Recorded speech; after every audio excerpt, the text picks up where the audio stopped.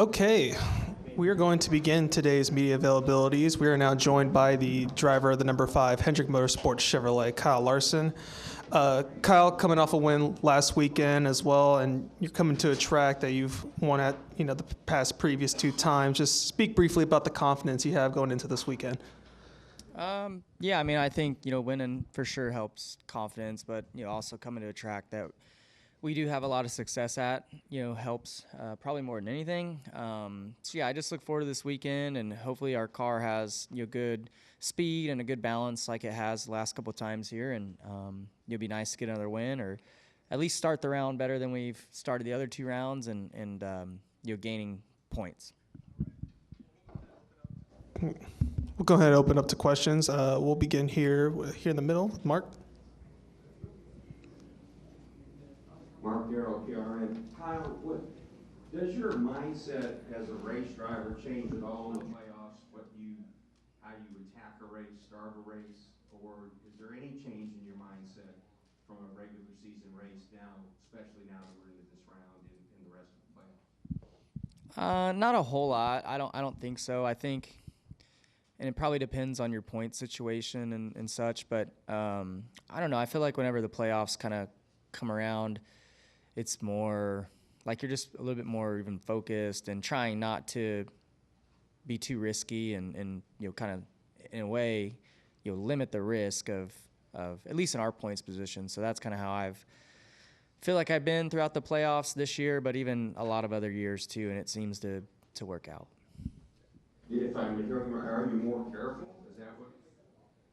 Yeah, I mean, yeah, I think you're just a little bit more calculated probably in a way. I think sometimes in the regular season, I think you're willing to take more risks sometimes just because you've got 15 more races or something until the playoffs, so you can take that risk and it doesn't damage you as much if it doesn't work out. So where I think in the playoffs if you're above the cut line, you're more kind of cautious in limiting that risk.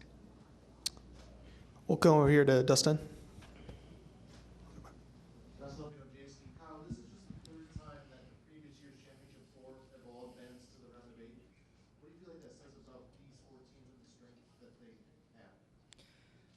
Yeah, sure. I think it says, that the 4 teams have a lot of strengths, but I think it also, to me, I feel like in other eras of like the Gen 6 car, like, it was changing a lot. Like the rules were different kind of each year, and there was more development going on throughout the year between teams, where now I just feel like teams are very similar to how they were last year. So just because there's not really much developing with the cars, or as much as there was. There's always development, within the teams and setups and what they're finding, here and there, but it's probably a lot smaller than it used to be. So I think that's why you see teams being more consistently good year to year probably right now.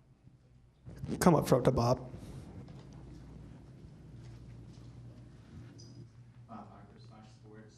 So do you have like an order of celebrations for your kids? Like, does Owen get the next one, or are they fighting over it, or how's it? No, I don't know. It's just worked out like, where you obviously don't plan to win when you bring your kid, but Bristol, I had him, Owen by myself, and then, the Roval this weekend, Audrey was with me. So, thankfully it worked out that way.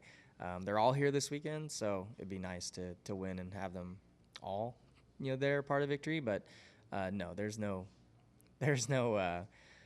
order, I guess. Does Caitlin give you any sort of orders as far as like what you can do as far as like? I wear the pants, Bob. What? I wear the pants. No, just kidding. We all know that's not true, but no, no. It's she's all good.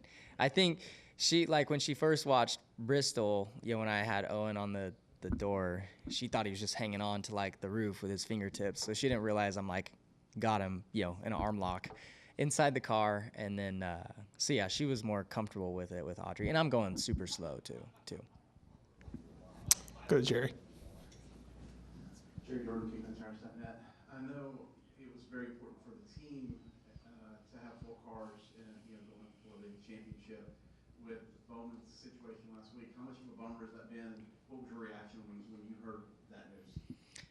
Yeah, I had heard, kind of during Victory Lane what was going on when we were doing, pictures and interviews and stuff. And, for me, my point, I'm like, man, I just hope something changes and it was just, the scales are off or something. But unfortunately, that wasn't the case. And it's just a huge bummer for everybody, part of Hendrick Motorsports and Rick and Linda. And, because getting 4 cars in the round of 8, like that's a huge feat and something, I think everybody was really proud of. And, just a bummer that it worked out that way. I feel terrible for Alex, I mean, it's really got nothing to do, with him. He did everything possible, has done a great job throughout the playoffs, like definitely the most improved, I feel like, out of any driver in the playoffs or any driver in the season, but, these first 6 races or whatever it's been. So, just super bummed for him and their whole team and really just all Hendrick Motorsports. It would have been cool to come here to Vegas and feel like we have a 50% shot at getting Rick and Linda a championship. Let's go right here in the middle. Hey, Kyle, Dalton from SponsorStore.com. Building off of that, does that put things back into perspective? Like, are you the kind of person that typically waits for the official results after post-race inspection? Like, how much do you not consider yourself an official winner until, like, do you wait till the inspection is over, or how does that? I don't know. I mean, I don't really know. I just know, like, whenever we're doing Victory Lane stuff and then they're like, okay, team, you're clear to take the car to tech. You're always like, man, I hope it's good. So there's that. And then, I have no idea how it's going. So I'm usually, get done with Media Center and finally get done with all my interviews and head back. And I'm like, how's it going, guys? And they're like, thankfully, it's always been, good. There's been a couple of times where it's gotten, sketchy a little bit. But, no, it's, again, it like for the driver's side, we don't have anything to do with building the car. So kind of just hoping it's all good. So with that, what happened last Sunday, like, if you do win this upcoming Sunday, are you going to be a little bit more mindful of that because of Bowman's penalty? I'm not, because I just drive. So, no, no, it wouldn't be any different than how I feel. Just hope that they pass tech when, just every driver, I'm sure, not just Hendrick Motorsports drivers. I'm sure every driver, anytime they win, is like, once they take the car, they're thinking the same thing I'm thinking. Hopefully, now we just got to get through tech. Come up to Lee, and then we'll come up front over here. Spencer, Series 6 and NASCAR Radio, catchments.com. You've been so dominant in past years at Homestead. Are you looking forward to having more traditional tracks in this round? I mean, intermediate here, intermediate there. Is it something to look forward to? Yeah, I mean, because I look forward to it. Yeah, for one, because it's tracks that we're good at. But more than anything, I just really love Homestead, and we only get to go there once a year. Where a lot of the other intermediates, we go there twice a year. Vegas, Kansas, Charlotte, I guess, is once a year. But Homestead, I wish we could go there a lot because I just love the track. But so yeah, I look forward to going there because one, I love it. We're really, really fast there, and it's just a good track for us. When you get into a groove where you lead 199 of 267 laps, I mean, how does your confidence just build throughout the course of a run like that, or can you get complacent because you just kind of feel like you're in the groove, or kind of what goes through a driver's mind when you're having that solid of a run?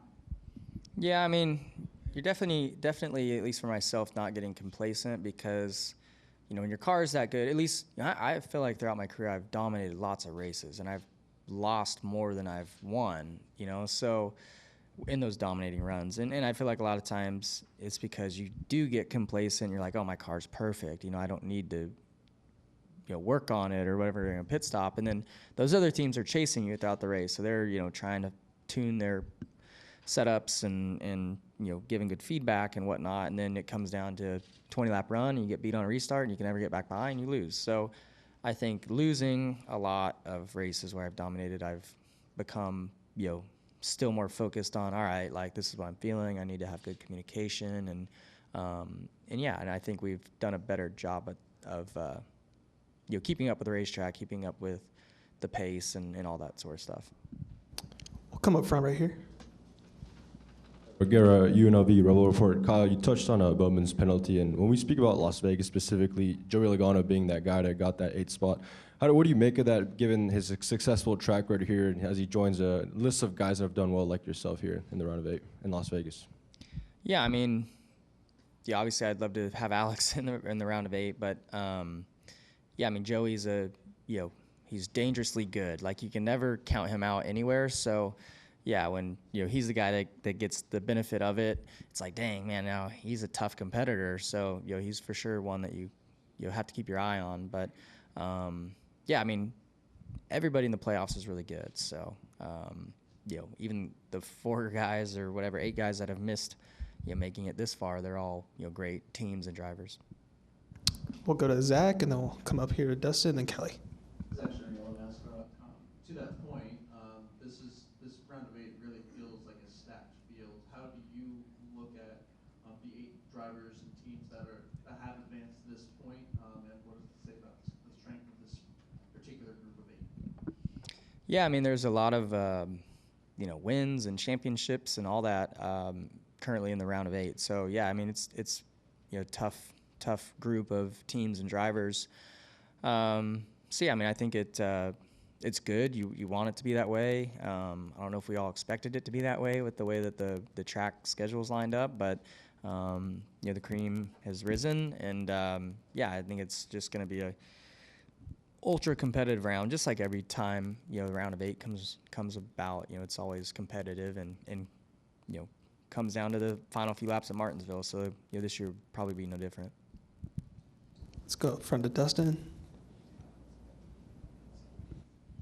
Dustin Long, NBC Sports. You talked about the mindset of in races that you're dominating in that approach, and I'm curious, after the defeats in the previous cases, how did you the process of getting better at that so that you don't have those happen, so that what happens at Bristol isn't leading 450 laps and losing, but leading all 462 and doing what you did at the Roval?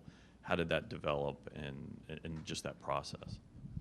I don't know. I mean, just going through experience of losing. I mean, you learn from all those, and then the times of winning as well. You learn from that too. But and it's not just all myself. It's the whole team that gains that experience, whether it be pit crew or the guys in the box, the engineers back at the shop. Like, we're all learning, each week, no matter how it goes. But so yeah, I mean, I think. Yeah, there's a number of things why I've lost races that I've dominated before. It hasn't always been on my end, but there's been also lots of races where the team has helped me win. So, yeah, it's a team sport, and that's there's not one single individual that means more than anybody else. Then we'll wrap up with Kelly. Kelly, CrandallRacer.com. 2 things, Kyle. Is there a different feeling or pressure or just I don't know what the word might be when you get to this round, knowing that okay, we're one round away from Phoenix? Like, does this round feel any differently? I think in the first couple years I ever made the round of 8, yeah, like you feel the pressure of it a little bit, or you put more pressure on yourself, or whatever the case may be. Where I think after you make it to the round of 4, the final round, a few different times, it kind of calms your nerves a little bit, at least for me. So, and I think a lot of that comes to just confidence that you have in the group of people around you. So, no, I feel the same as I did the other rounds leading into it. Just excited to go racing, excited for the opportunity.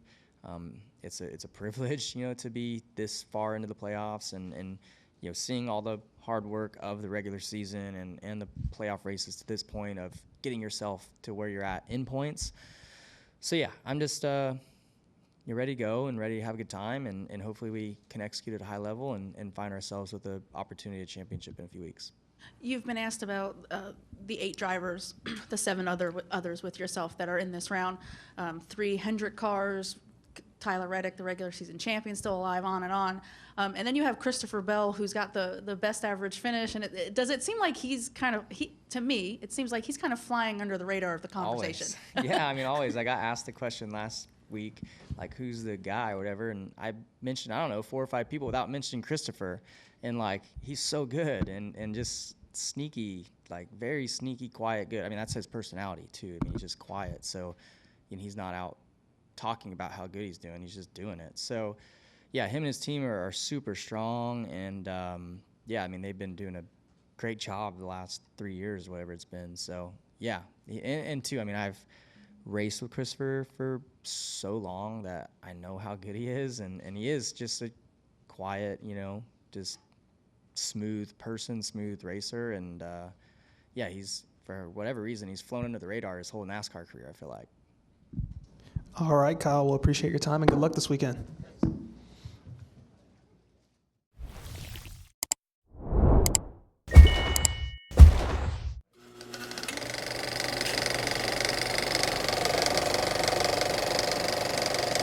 All right, there's the checkered flag. Great job, driver.